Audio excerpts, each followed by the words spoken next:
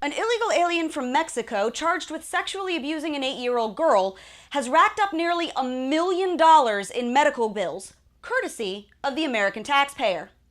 And since the big networks won't tell you about this, we will.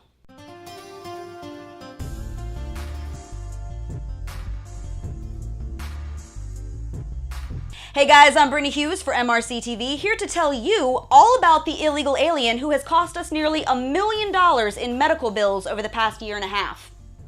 In fact, 49-year-old Gerardo Valerio-Romero's tab for cancer treatment has all but bankrupted the local jail in a Utah county, where he's been charged with 6 counts of sexually assaulting his own 8-year-old stepdaughter, along with 8 felony counts of forgery and 1 count of illegally possessing someone else's ID. Now, Valerio-Romero was arrested back in March of last year, but his trial has already been postponed twice. Once after he requested a new lawyer, and again when he turned down a plea deal. In the meantime, he's managed to cost the county nearly $1 million in cancer treatments. And that's even after the hospital agreed to a discount. The Washington Post reports that Valerio-Romero's cancer treatments have completely drained the county jail's entire medical budget, which was only about $500,000 to begin with. This problem has gotten so bad, in fact, that Sheriff Jim Tracy announced he's resigning effective August 3rd, largely thanks to budgetary stress stemming from having to fork over this guy's medical costs and figuring out which governmental body bears responsibility for paying it.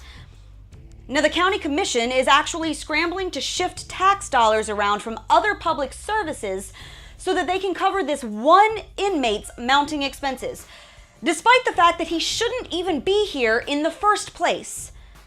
Now, you might be asking why authorities don't just release this guy and boot him back to Mexico. Well, they would, except the sheriff's office said that they're afraid to drop the charges and let him go, because they aren't convinced that he'll actually get deported, and even if he does, that he won't just come right back.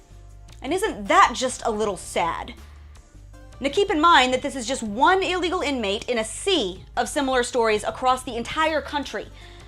The DOJ estimates illegal aliens make up roughly 28% of some 184,000 total federal inmates. That's about 51,000 individuals.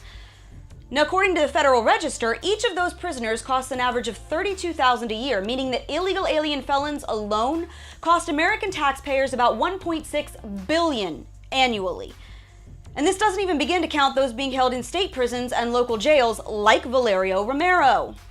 But of course, leave it to the poor folks in Utah to pick up the tab for a serial child molester's chemo, because leftist policies have allowed creeps like this to live illegally in the U.S., assault little kids, and then get free government health care.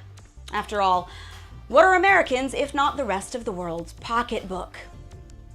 Thanks for tuning in, guys. I'm Brittany Hughes for MRC TV, where we tell you the truth, even when the media won't.